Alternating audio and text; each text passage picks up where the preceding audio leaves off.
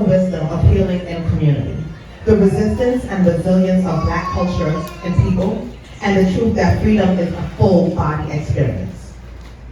So, because we all know that stress and anxiety and generational trauma is rising, especially in our communities, Fete and Heal is going to offer you guys a culturally relevant, joyful, and accessible path to wellness. Just vibes that heal and wellness that feels like home. So, I want to introduce to you guys my co-facilitators. I have Iman Denalka, one of my associates at Northnode Therapy, not even family therapist.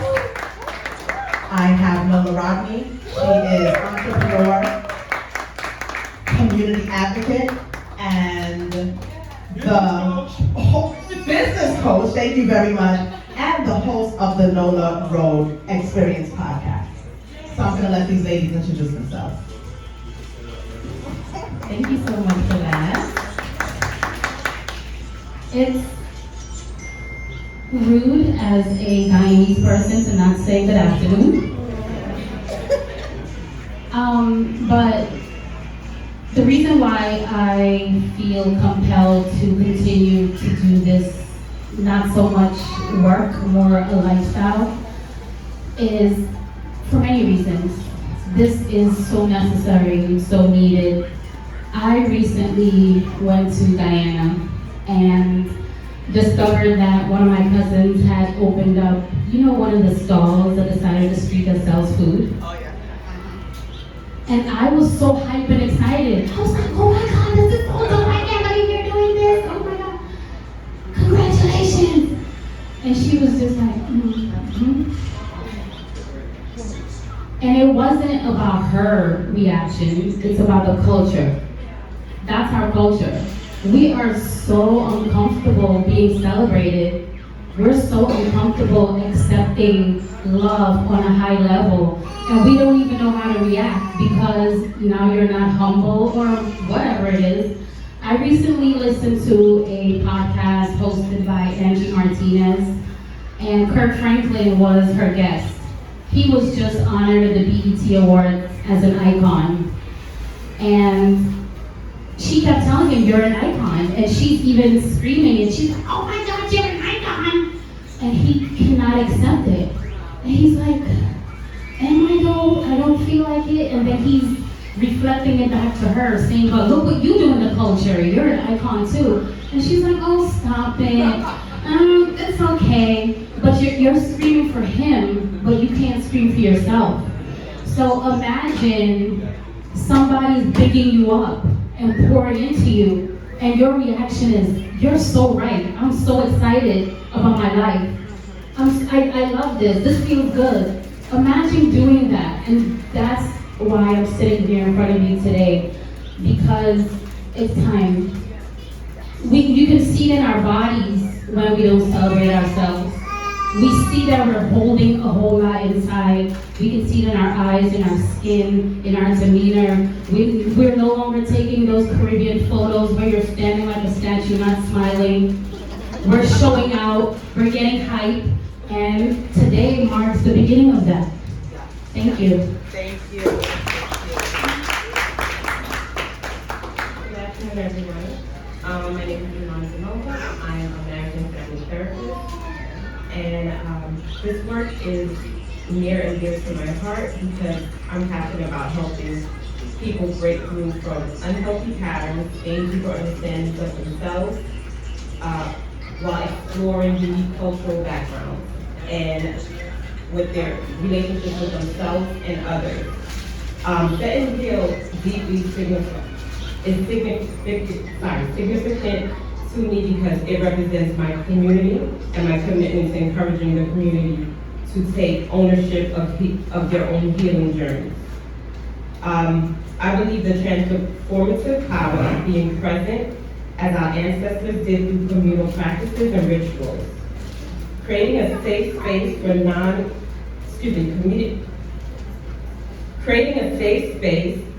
for non-traditional healing, fostering a culture where mental health and self-care are prioritized, joy and connection are embraced, and ancestral wisdom is honored.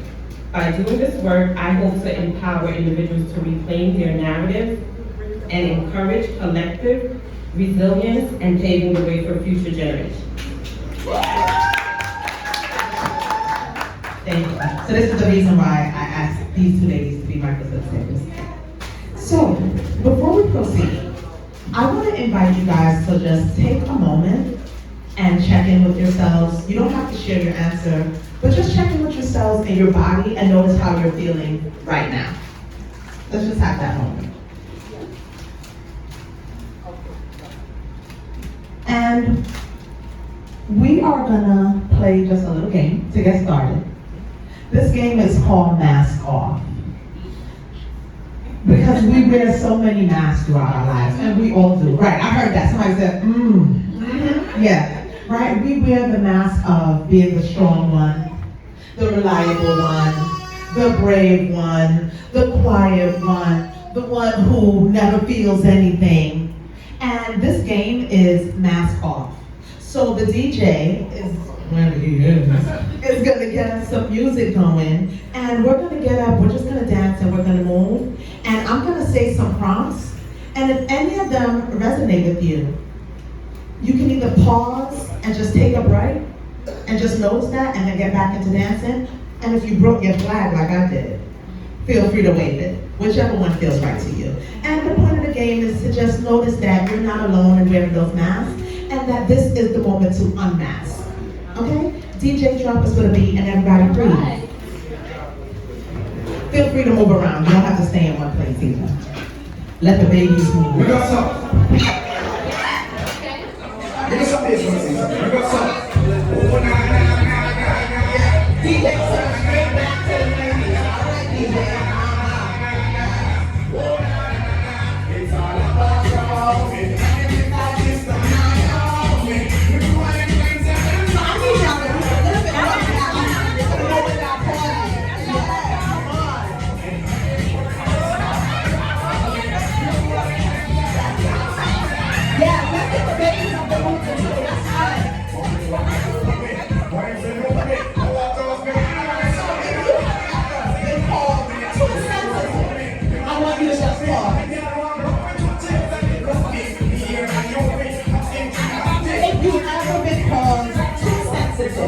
Just pause and take a break and notice that.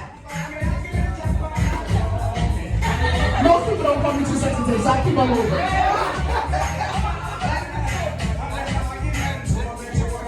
If music has ever helped you through a hard time, I want you to just pause and notice that.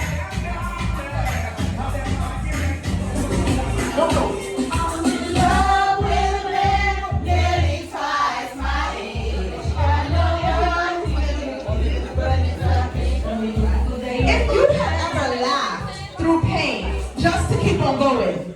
I want you to pause and notice that.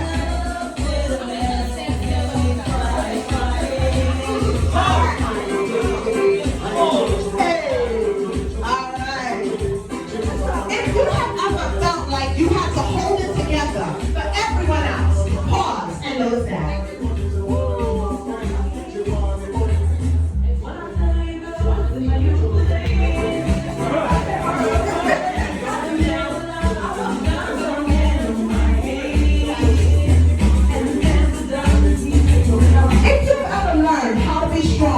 Before you learn how to be soft. And then, yes, you guys can be soft too.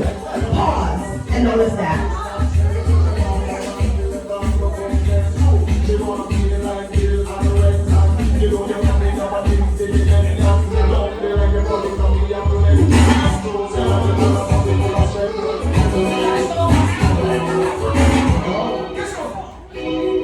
If dancing has ever made you feel free,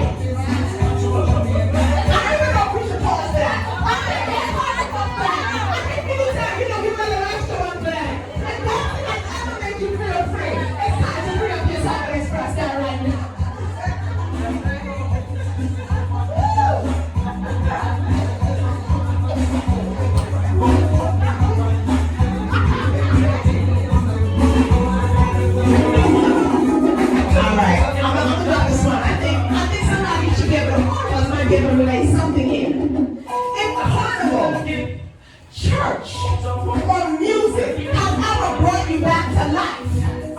Let's pause and notice that. Okay.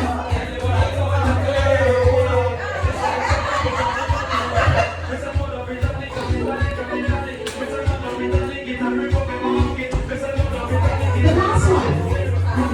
If you are ready to let go of something today, even if you don't know what it is yet, let's just pause and notice that.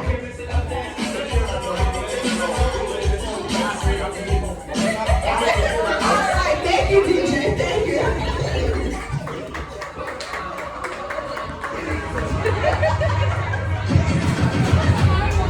That was a hard one for me to pause while the music kept on going.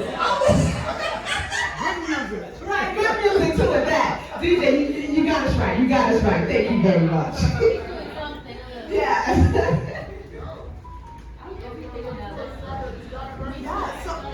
Good point, Nola. I was able to connect to so many things on that list. Definitely moving to the United States at 10 years old, and people are like, you look quiet, but you tough. And it's not toughness at all. It's a mask, and it's defensiveness, and it's culture, and it's pretending to have it all together and being an adult too early and having to do parent things and adult things, but the labels are always inaccurate. We're definitely misguided in all of that, so I can relate to being called too sensitive. All the things, all the things. Yeah, you talked about adult things, and I'm thinking, wow, I was adulting from a very young age. I don't know how many of you guys can relate to that, but a lot of us transition to adulting way before we actually know what being an adult is, and that can be stuff that's hard to carry. So the one that resonated with me was keeping it together for everyone else and being that strong person. Losing my mom a couple of years ago, that was heavy, but what you realize is when you lose someone, the world keeps going. You know, it doesn't just stop for you, and you just have to push through, and you have to push through that pain. And that was me in that moment, realizing, okay, I have to be strong for the people around me, my children, even my older sister had to be strong for her because she took it so hard. So I definitely agree with some of those things on that list.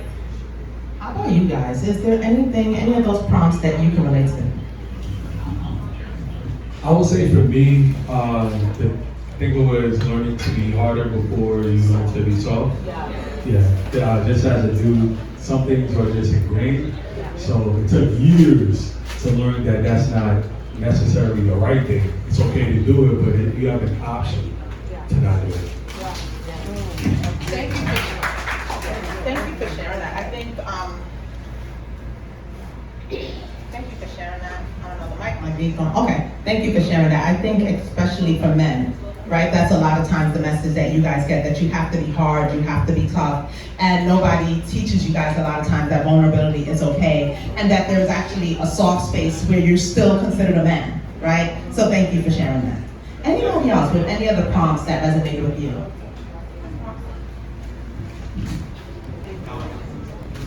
I don't remember the exact prompt, but it was the one about like, you know, you go to church and then you feel better. And I was actually having a conversation with someone this morning saying how I didn't go to church for 7 years, and after I had my third miscarriage, I went to church and got a whole new community of such supportive and amazing women, especially. And now that I have my daughter, like the way that they show up for us, the way they were sending plates of food home in my early postpartum, and just really grateful for how they took me and how it really took a heavy weight on my shoulders, because it was a community of women who let me know I wasn't alone and they were here for me in all kinds of ways.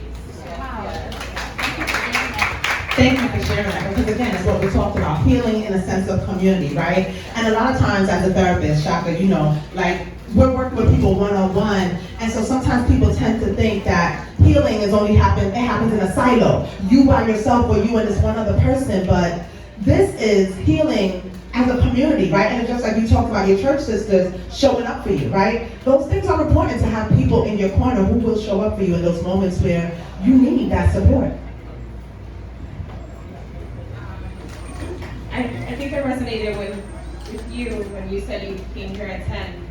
I remember being 10 and cooking a full meal, not coming from another country where my parents were kind of mean, who were immigrants who came to Brooklyn and had to literally become their mother in a sense to take care of them. So that part of me I tried to so Carnival comes in and that's where I become a child again. Well, maybe now you know how to throw down in the kitchen. You mentioned carnival. And sometimes we think about when they say playing mass. It is adults at play. It is expensive play too, right? So that ain't I always say carnival ain't no broke sport, right? You gotta pay to play. It is expensive play, but it is play where adults come out, free up themselves, and let go and unleash so much stuff. Carnival literally is my therapy, guys. I'm gonna tell y'all right now. Anybody else?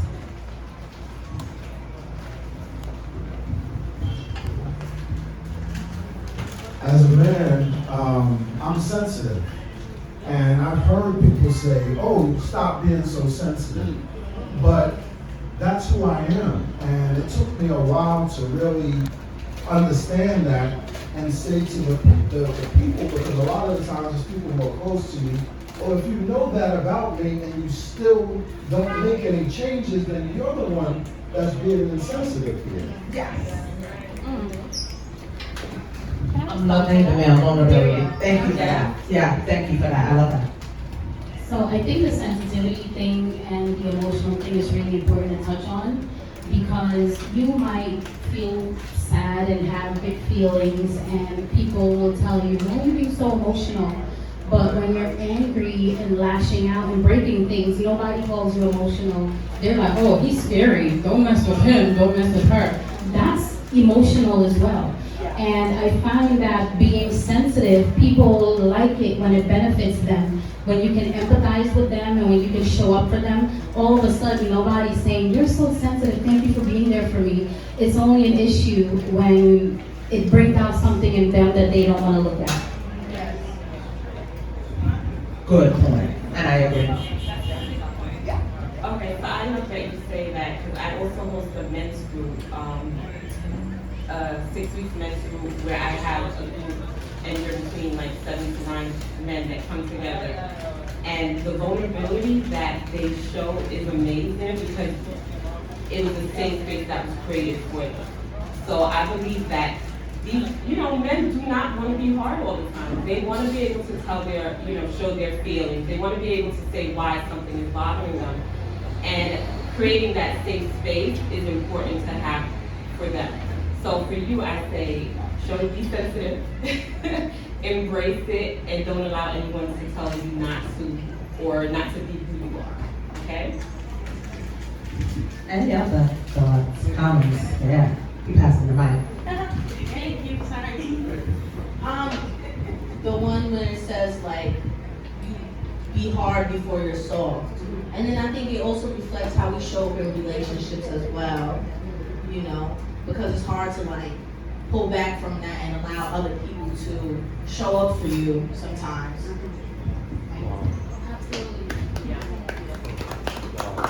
Like Crystal said, right? We have a mommy's group, but the mommy's group is more like a sisterhood where we all look out for each other. And it's like, even though she created it for the babies, it's like we became friends. Yeah. So it's like more like, oh, everybody goes through stuff, but it's like we're going through the same stuff and we look out for each other and our children. So it's like that group, I'm not finding them so much the Aries in me, but it's like all of us go through things, but we have each other back. Yeah. Yeah, that's important.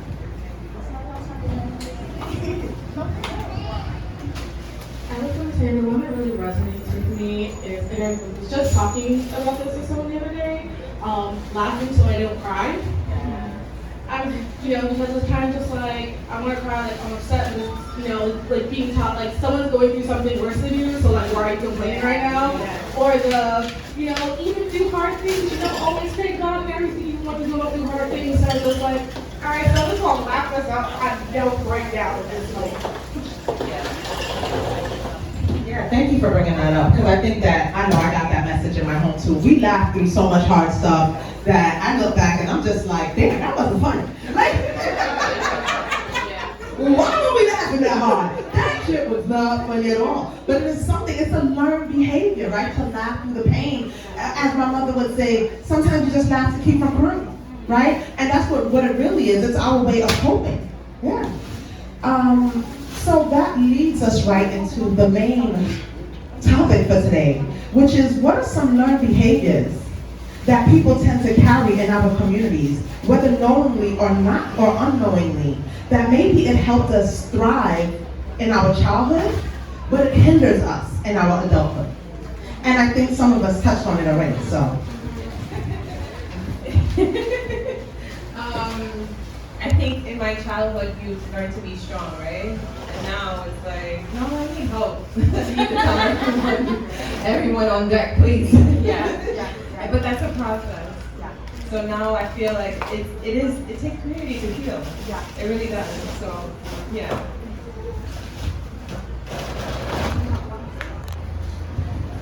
I think tolerating certain things, I think that's a learned behavior. Like tolerating things that you shouldn't. You got something to say?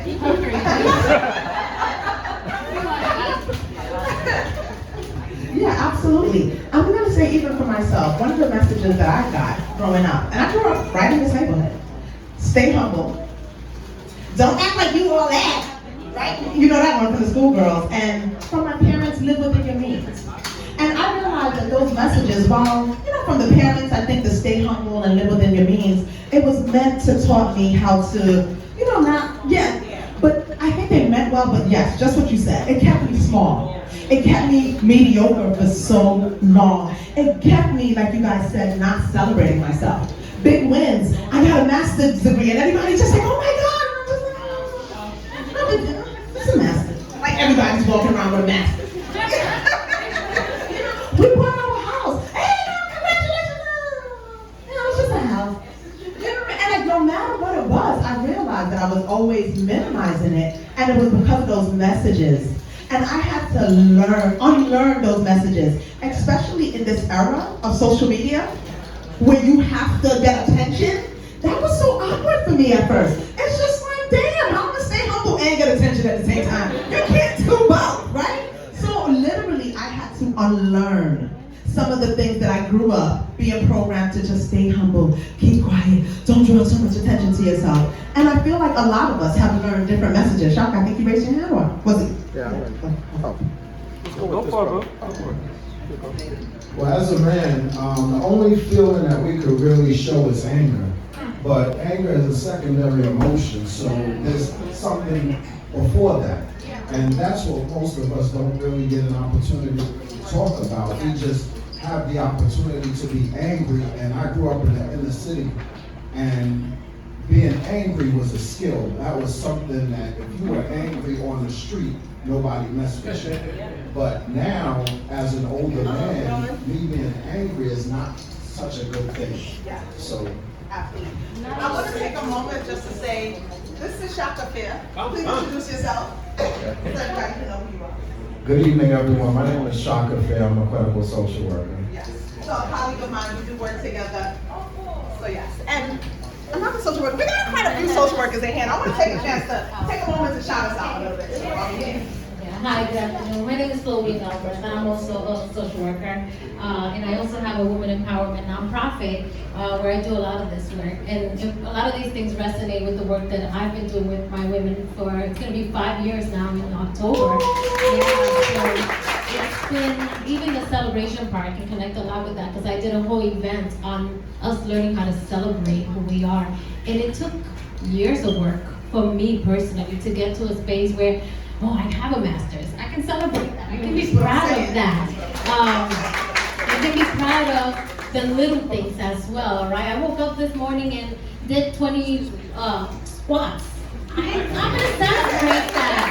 I'm gonna celebrate, oh, today I drank 5 cups of water. I'm gonna celebrate that. Because sometimes we look at the big things, but we also have to celebrate those little things that we create small steps and small opportunities, Exactly. they give us bigger and bigger opportunities, right? I learned how to celebrate this little thing, and it gives me that confidence to do something bigger and to do something better and to get better. And it's those moments of celebration that we were not allowed to do. Oh, don't hype yourself up. Let somebody else hype you up. Why you telling yourself you look beautiful? Let somebody else tell you you're beautiful. No, I'm telling myself beautiful because I know I'm beautiful. Okay? And I'm gonna, even if I don't believe it, which is what I tell my ladies, is stand in front of the mirror every day and tell yourself that thing that you need to hear. And until you believe it, you repeat it. And then one day you're gonna wake up and you'll be like, oh shit, I believe this. Right? So it's all about that repetition and that work, and it takes a lot of effort and work to get to where we want to be. Yeah, thank you, thank you. Room for our social workers. Hello. So I'm Denise Parker, founder of Mahogany Mental Counseling. I specialize in working with teens. I wanted to piggyback off of what you said, because you talked about anger, but with anger, what we do is we protect ourselves, and oftentimes we protect ourselves so much that we can't see who it is within our community and within our reach that we can trust. So with working with kids, I try to teach them all the time that there's always somebody within your environment. Even if you're taught, don't trust anybody and the world is unsafe, that there's always somebody within your environment that you can trust. So I have to teach them what a trusting person looks like. But that is the one there that we're taught. Don't trust anybody, everybody's out to get you. So that's the one thing I would say. Thank you, thank you.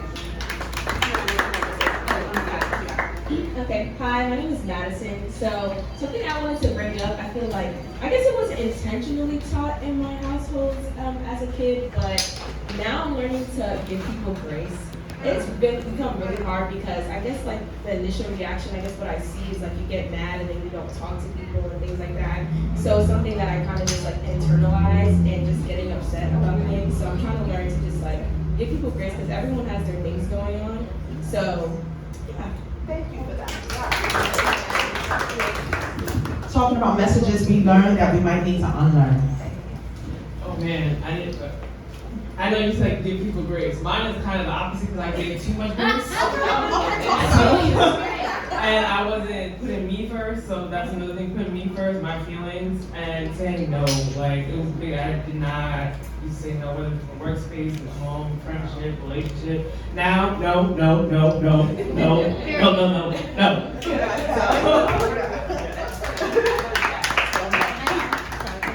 Sure. Something on that, giving people grace doesn't mean letting them step all over you. Because I can give you grace, but still have boundaries for myself. So that's super important as well. Because one thing I learned also was, my mother did the best she could, right? I learned I had high inside. Oh my God, it took me 2 years to get overcoming inside and how to work through that. And I'm still working through that at moments. But I got that all from my mom.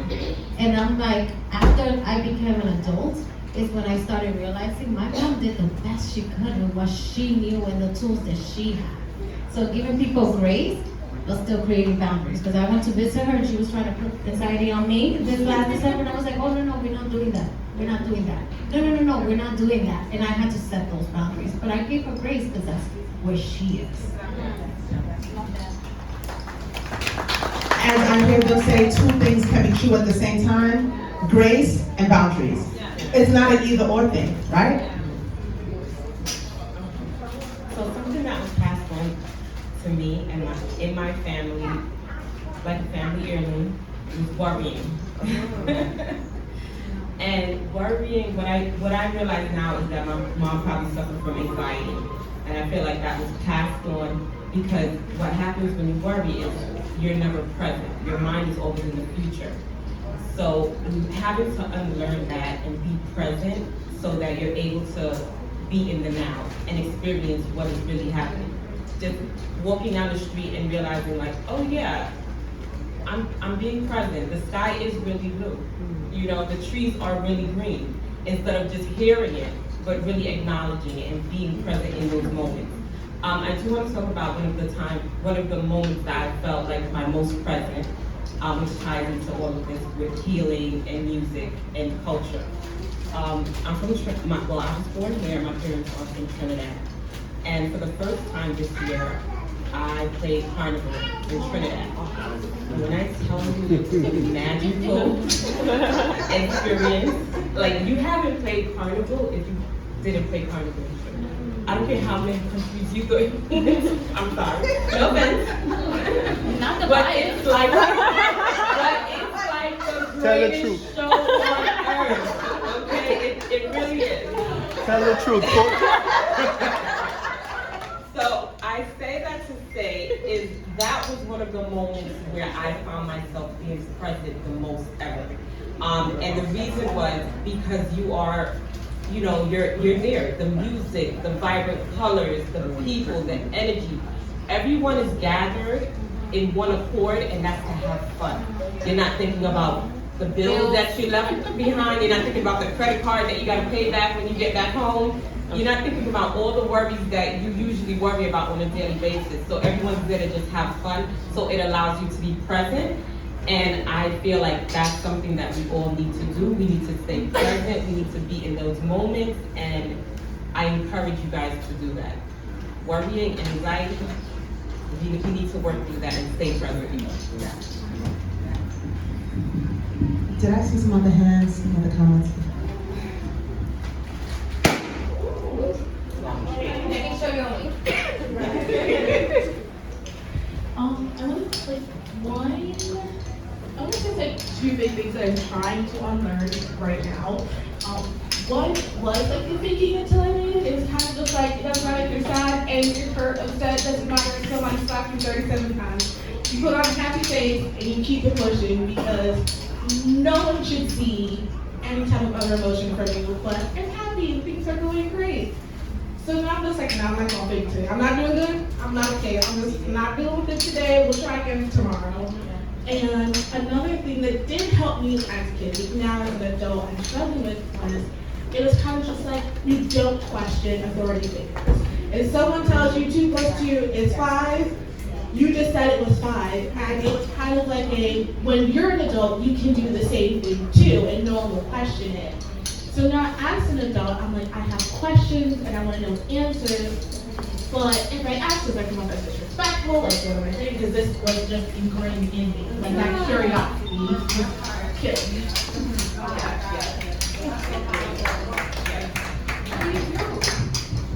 What, I'm curious, like, how do you manage? I'm asking for my daughter.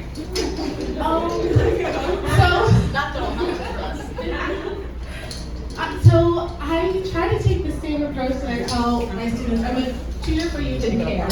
So they come to me with all these different types of things, and one thing I tell them is that if, like, you know, if you don't even ask, how will you know the answer? And I tell them, like, you're not stupid, you're not dumb, it's not like you're not smart. We don't know everything, I don't know everything, and people are constantly researching and learning, but the thing is, they're not afraid to ask for help. They're not afraid to say, I can't do this right now, like I need someone to teach me. But also, I'm like, you didn't fail, you're not a disappointment, it's a learning opportunity, and you continue to learn. And sometimes I have to remind myself, it don't work all the time, but I'm like, you know what? If my students can do this, I can do this too. Thank you.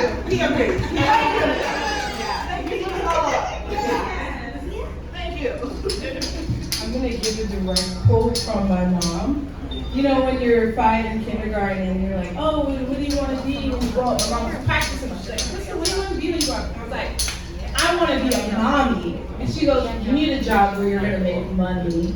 And having that in my mind, I'm like, that really quenched me as a little kid. You know, I'm like, oh, so I can't be whatever I want to be when I grow up. And now that I am a mom, it's like, and I live my dream, yeah, I don't have a job. And that's okay because I have a husband who loves me, he supports me, he sacrifices so I can live my dream. Your dreams don't always have to be something where you gain financially. That's not what life's all about. So that, and then the other thing is, you know it. They always say, oh, you gotta learn to do by yourself because mom is not always gonna be there. And guess what? Now I'm an adult, right? And I'm in a marriage. So, I call my husband, hey, can you come and put the luggage in the car? Why are you doing that? Why you can't put the luggage in by yourself? My husband coming, oh, because when my wife gets to her destination, she's gonna have to carry it all by herself. So I want to do it for her now. Learning how to say, you know what, I'm in this partnership because we want to help each other thrive and build in life. Hyper independence. When you're younger, it's okay, yeah, mommy's always gonna be there to tie my shoe, but sometimes you need help in life as an adult. So that was the other thing. Thank you guys for sharing. I'm really appreciating the vulnerability that's happening in this room. I want to take a moment because we have a special guest with us. Yes. We have our Assemblywoman, Monique Chandler Waterman. She is truly the embodiment of what it means to uplift your community. She does a lot of mental health work and public safety work, and I wanted her to give a chance to just say a few words to you guys. Thank you. Well, I want to first start on saying congratulations. We talked about this idea for a while, so let's give it up for Nigeria. And shout out Lola and Shaka and everybody in the room. It's important to make sure that we come together as a community in this. Sorry. He said fix my earrings. I just took a shirt. So maybe I should start as New York State Assembly Member Monique Chandler Waterman. Not this particular area. This is represented by Assemblywoman Jamie Williams, who does a great job in Assembly. We work together in partnership when it comes to reducing gun violence and also deal with mental health and trauma. I cover East Flatbush, some parts of Canarsie, Brownsville, and Crown Heights, Assembly District 58, and I think this is very important to normalize conversations like this. So I remember being young and my family having situations, right? What we now know, we call it situations back then, right? Now we know as mental health conditions, and no one knew what it was. Not even just even talk about it, they didn't even know what it was. So when I realized when I got older what my cousin and my family members was living with, I decided to do mental health first aid training, because that was a way to bring in my community and bring in my family in a way that they could accept, because it's stigmatized in the Black and Brown Caribbean community, and somebody African American too. Shaka would say that we work with the tools we had and we didn't know better. And I definitely, my mom, she didn't have those tools. My family didn't have those tools. So my mission became finding those tools for our communities in a way that we could destigmatize, decriminalize when it comes to mental health conditions. So I started off becoming the first trainer, mental health first aid. It was Thrive NYC under Mayor Bill de Blasio. And then from there, we had it, I co-founded East Flatbush Jewish Inc. with my husband. We came up with an initiative called STAND, after a family member, self-care, tender love, always needed daily. So I and my aunt, for the first time, I actually watched my cousin grace the stage with he's a dancer, and it came after his name. So we are here representing that, and I know he would be proud to see this, and his family's definitely, our family's definitely proud. One of the things that I focus a lot on is, as a legislator, we did the events, we talked to the community, we started the first aid training. Is now how do we elevate that with legislation and restoration, prevention, intervention. We have task forces. So I have a mental health task force. Naderia is the co-chair of the mental health task force, so let's give it up for her on that. And what we did is we did some pretty important legislation. So right now we had just changed. Anybody heard the word EDP, or emotionally disturbed person? Anybody heard that? That's disturbing to me. It's not person-centered, it dehumanized the person. You normally hear with a police officer, right? Because that's the terminology they use. Oh, that's an EDP. So we had, as a group, collectively, have changed that term. We're waiting for it to be signed into law by the governor to people experiencing emotional crisis. Anybody at any time could be in crisis at that temporary moment. It doesn't mean you have a mental health condition. So people normally go way left with it, way right, or in the middle. Some people just in that moment of time. So we want to make sure that we humanize, and the way we talk about people is the way we see people. So changing the language is very important. That's what I learned with mental health first aid. That's what I learned just dealing with other professionals, mental health professionals in the field. Some other things that we did is we did not believe in involuntary commitment. I think that mental health services should be voluntary, readily available. You shouldn't have to be involuntary forced, coerced to get treatment that you cannot get readily and available voluntarily. What does that mean? A lot of people would say, I tried, I called, I asked for medication, I asked for support, I couldn't get it because they're an adult, right? And they make the decisions, right? And the families can't override that. So a voluntary commitment we did a lot of fight back with that. We delayed the budget because of it, and it's now through the state. It was in the city, it wasn't effective. It's police involved. Police are the ones who are I'll say transporting those to the hospital. We didn't believe in that. It's now through the state. But what we fought for was a discharge plan.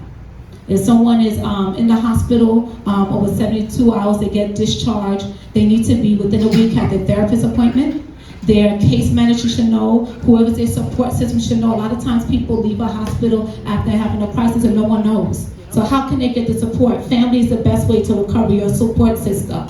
We are also making sure we have something called Daniel's Day. Daniel Prude unfortunately was killed while having a mental health crisis in Rochester, and we all advocated to make sure that we get legislation through. So we got pilot programs. What does mental health look like in your neighborhood? We have to be culturally responsive, person-centered, and making sure we're in the conversation, nothing for us without us when it comes to mental health. And we believe in a non-police response. Not that police will never be involved, but they shouldn't be the first one that's the solution. So if they have to be police involved, they have to have a mental health professional. We believe in mental health professional. I know my time is probably spent right now, but I just wanted to let you know, and along with what we're talking about here on the legislative side, our team is working on that too. Nadira helped write some of the speech I had to say on the floor that she could share with y'all later. But I thank all of y'all to be a part of that.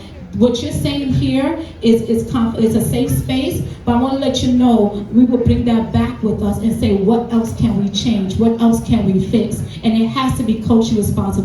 There's something called a respite center. Do you know that if you needed to just have a break, even just as a parent, there's a whole place you go to, like a hotel, and take a couple of days off. We didn't know about that. There's something called clubhouses, where there is those who have similar with mental health conditions. They can all work together collectively. We shouldn't have to hang in other places outside of your district for that. So we're advocating for a wellness space.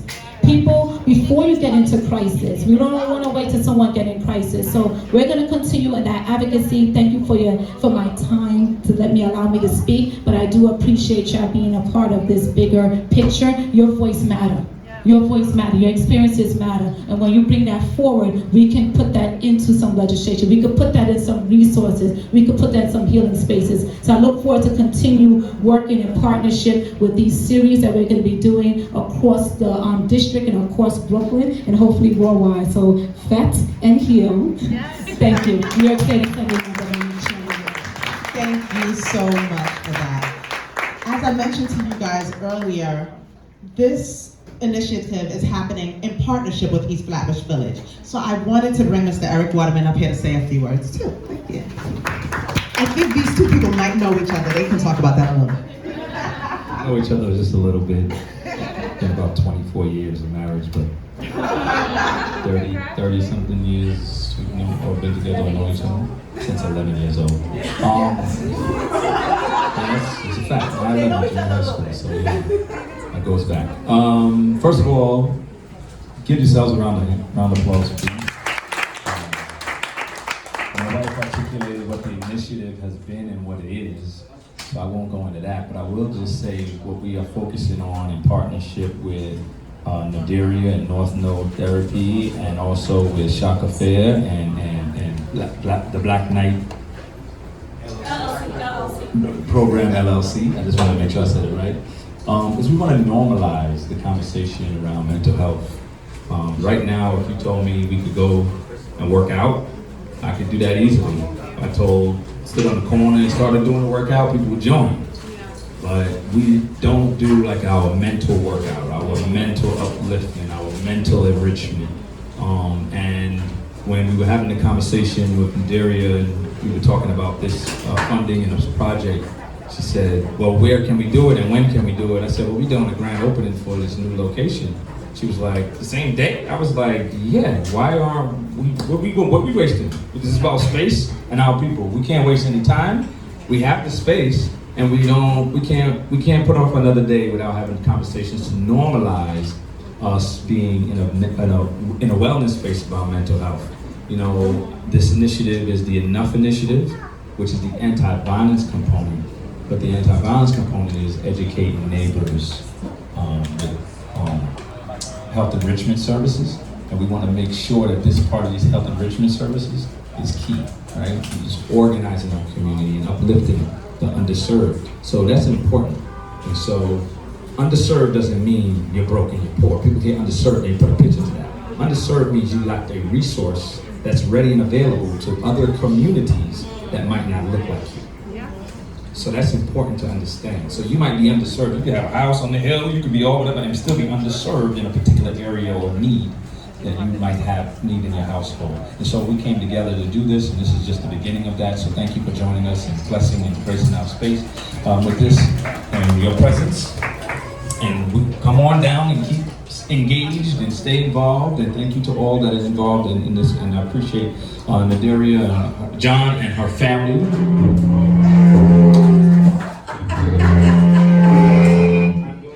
Yeah, okay. I appreciate Nadiria, John, and her family also for making this happen. So thank you, thank you, thank you. I'm gonna be talking a lot more when we do our grand opening press conference outside here in about 30 minutes or so. But thank you very much, and I appreciate you all for participating. All right.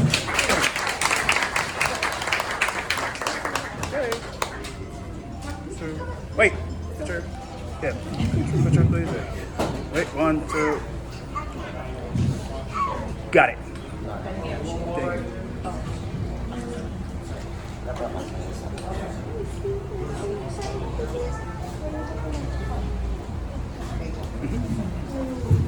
And I forgot to shout out Flo being Galbraith, my senior advisor, who also is a social worker and all your space. I just want to mention something. I asked Nadir if it was okay, but you gotta get permission before you do stories. So Nadir and I were best friends, my first best friend in elementary school. So yeah, so we knew each other. Yes, we knew each other at PS 135. My mom went there. My 4 children went there. We all graduated from there. And her mom was the house we went to, you know, before we went to school. She'd give me orange juice. She would talk to us. Her brother, Nathan, at the time was out there. My brother, they were doing their thing. And then my best friend went away. Why? Her mom died of cancer. And it was very traumatic. But what I remember about Nigeria in those times was dancing. Back there, we were saying, you're being too fast, you can't walk up, you can't do it, because there was stigma around dancing and whining. But we were encouraged at parties that we could whine on each other, it was okay. But then in certain spaces, it's not okay, it's not for that. But in the schoolyard of PS 135, Nigeria, I don't know, husband, if you know this, kids, if you know this, but in first, second, third grade, we were doing our own soca fete and our fete and heel in that. So I always said to her, any space she in, I know social work, so she talk about, but then she does carnival. I'm like, why those two things are not meeting? Because I remember your happiest times and just being in the schoolyard and doing that. So I just wanted to share that little insight that Nadiria probably wouldn't share with everyone, but I love you. We reconnected as adults, and we say, you know what, we're gonna make sure that we continue bringing that together in space. So thank you so much for being my friend, and I love you. Thank you guys all. So we talked a bit about things that we have learned that we wanted to unlearn, right? And I think everybody, not everybody, because the room got packed, and thank y'all for that. But a lot of us was able to share some things that we have learned in our childhood and needed to unlearn in order to thrive in our adulthood. I wanted to move the conversation forward to how we unlearn some of that stuff and how we heal and know that this is not just us as specialists, this is just us as people. What are some of the stuff that we have done to heal and to be able to take care of ourselves? And who wants to start?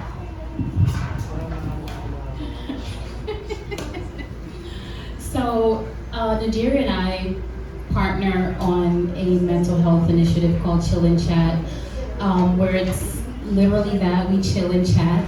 And we're back in October, which I'm very excited about. So doing that community work is very healing for me as well. I also host the No Row Experience podcast. When I was a little girl, I was constantly told that I talk too much. And people took so many measures to get me to be quiet, because I would talk. And the moment I became an adult, I'm like, y'all can't tell me to be quiet. So now I host a podcast where I talk. And that's very healing for me. I also, on a uber personal level, I'm very mindful about what I put into my body, because the conversation about food and how it affects how your thoughts work, how it affects your body chemistry, which affects your moods, your behaviors, how you end up treating people in relationship. Being mindful of what I eat. I do my best to move my body. I don't move my body as much as I should, but making sure that I'm focused on, I have my cheat days, you know what I'm saying? I'm Guyanese sometimes, you know what I mean? But for the most part, being mindful of what I eat, that's a huge thing for me. So it's something that I want to inject into this space. In the event that that's something that you weren't aware of, I want that to resonate in this room right now. I see a lot of young people in here. How many of you eat Takis? How many of you eat Takis?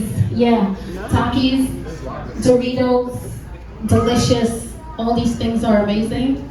I know, you didn't even have to raise your hand, I knew. But the chemicals that make you fall in love with them and the artificial colors, they alter your thinking, they alter your mind. And our kids are sometimes acting out, and we go to measures where we probably medicate them to get them to behave, but we continue to feed them the things that are causing, so it's a vicious cycle. And what kind of adult are we raising in that space? So being very mindful of what you eat. I know it's boring, lettuce and salad is not always fun, but if you think about survival and you think about the fact that you want to live a long, healthy life where you're not snapping at people and you don't understand where your emotions are coming from, watch what you eat.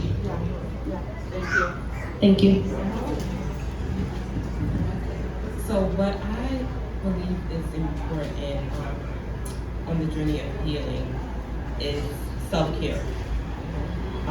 So many of us are taught to do for everyone else and not do for ourselves. And when you do something nice for yourself, you feel guilty, you feel like you're being selfish, and that's not true. You need that moment. So what I try to do is at least once a week take some time out to do something for myself. It doesn't have to be big. It could be something such as just going to the ice cream store. Are you guys familiar with Taste the Tropics? My favorite ice cream store. I actually grew up in that neighborhood. And just get an ice cream cone and just eat it in my car, or just, something simple like that. Or it could be on the scale of going to the spa and getting a massage. Just remember to do something nice for yourself, something to treat yourself, because you work hard. If you're a mother, you're working a 9 to 5, whatever it is, a father that's doing hands-on work outside of the house, inside of the house, and it's important to remember to treat yourself and to, make sure that you give yourself that mental break. Okay? Yeah, self-care, thank you. Anybody else want to talk about what they do for themselves for self-care and to heal?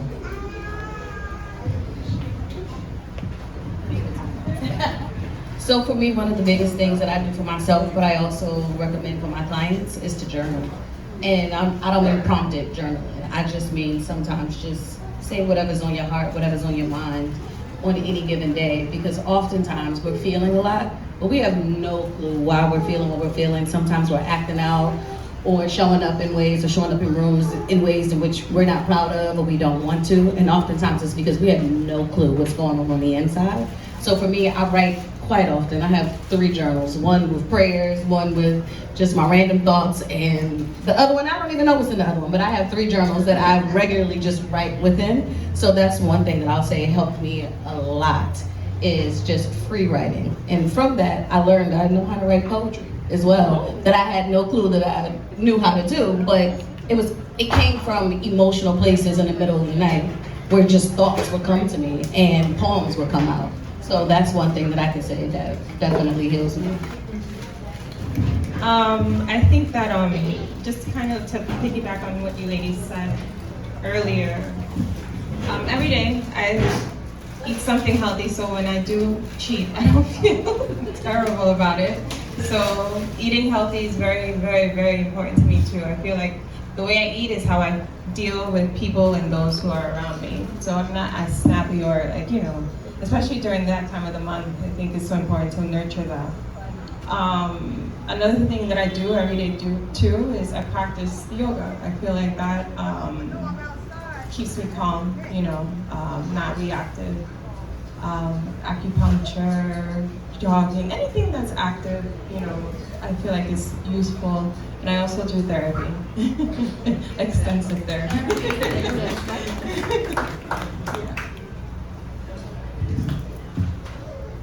I'll say one thing I do is I crochet. Like I crochet like a mad woman. Like I just started like in December, but I found that it grounds me so much. Like if I'm overwhelmed, if I'm frustrated, if it feels like everything is crashing and burning, I will just sit there and pick up my crochet hooks and everyone leave me alone until I finish, until I'm done. I got both headphones in. I am just, you know, trying to be present in that one thing that I'm doing and focusing on that. And to piggyback off of that, I read like fantasy, anything, just so I can have like a brief step outside of chaos or whatever's going on around me, so that way I can just immerse myself in this story and just follow along, and it calms me. It's really good.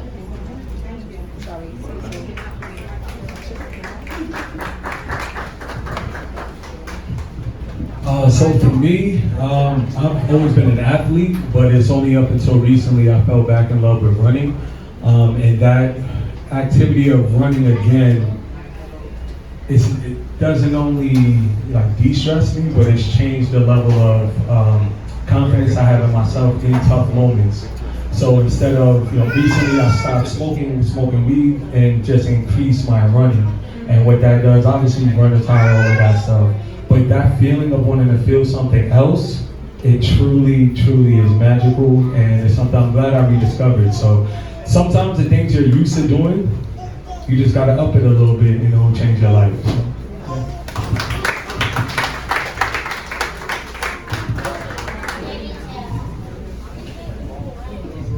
Just reminded me, just in that same vein, I too used to be an athlete, and I actually went back to something that I used to love back in elementary school. So like, I go to dance classes now as an adult, and it was very, at first I was like, does this exist? Found out there are other adults who also go to dance classes, so that's also been great. And yeah, a lot of like writing, journaling, and just like meditation. I know that sounds whack, but yeah. What girl? No judgment, love it all, yeah. And thank you guys all for talking about the different ways that you heal and take care of yourself. I'm hearing a lot of, you know, journaling and stillness, but also a lot of movement, right? And this event is all about how do we heal through movement, Fete and heal. Does anybody know what a Fete is? Bacchanal. What? It's basically a party, right? It's the Caribbean way of saying it's a party. So it's partying and it's healing, right? But I want you guys to know it's partying with a purpose. It is fetting with a purpose, because when we move our body, it is very therapeutic. You guys talked about running and dancing and different types of movement. And so I don't want you guys to take for granted some of the stuff that's been built into our Caribbean culture and think that when we move our bodies, we're just here, just always just having fun, right? I have been trained in EMDR and somatic healing. And so for you guys, some of you guys may have heard of EMDR, it's eye movement, desensitization, and reprocessing. And so basically what that is, it's a form of trauma-based therapy that talks about how you heal your body is through what they call bilateral stimulation, which is a very fancy word for saying left, right movement. That's what it is, right? I'm gonna simplify it for y'all. It sounds fancy. We have something that is built into our Caribbean culture that is left, right movement that we tend to do all the time. What is this? What do we call this? That's it. When we go to Caribbean parties, when we go to Carnival, we are doing what behind the truck? Chipping. And that left, right movement is a very similar movement to what happens in EMDR, where they say that when you do certain rhythmic left, right movement, you are helping your brain to reprocess trauma, to move it from the amygdala, the part of your brain that stores certain memories and emotions, to the front of your brain, your prefrontal cortex, that helps you to reprocess certain things. So I want y'all to know that when we are moving our bodies, even the sway of the hips, right? Every type of rocking that we do, all that movement, it is therapeutic for us, right? So as Monique said, when we were little girls, right, they tried to shame us for all this dancing, all this stuff that we were doing. I learned to embrace it because it's a part of who we are and it is my healing. So I am inviting you guys to fete with me. That's what we're gonna do right now. We are gonna fete. I'm gonna ask the DJ to cue up some music. I'm gonna ask y'all to move the chairs out y'all way and make space. And we are gonna take this next moment to just enjoy ourselves and fete, but know that we are fetting with a purpose of healing and just moving yourselves. And I'm gonna just start to guide y'all through it.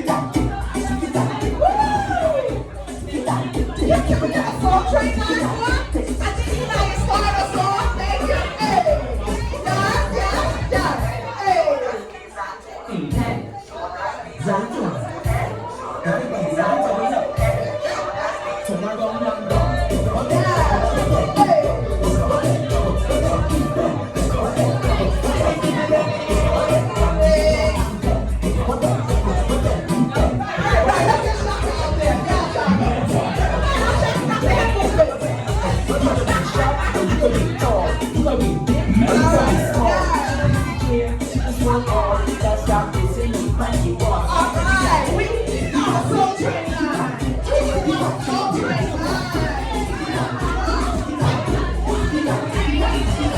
Y'all can't leave it on yourself. Y'all can't leave it on myself with this one. Come on. Hey,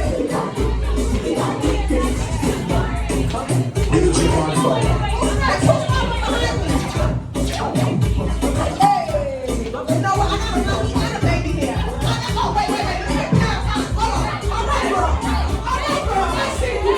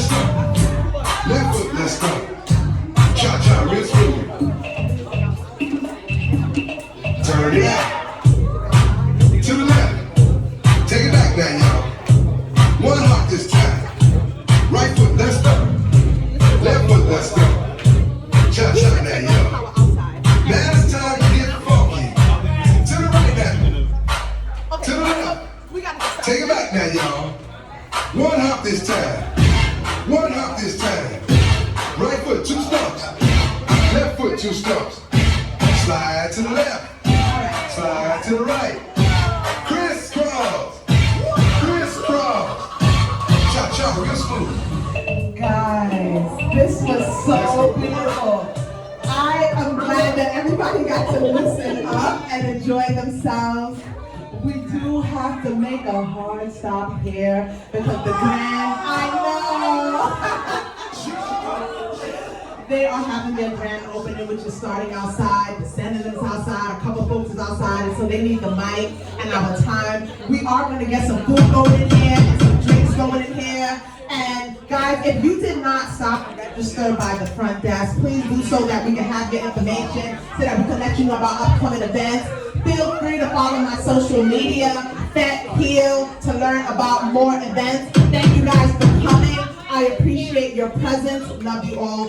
You guys will see me again soon. Thank you.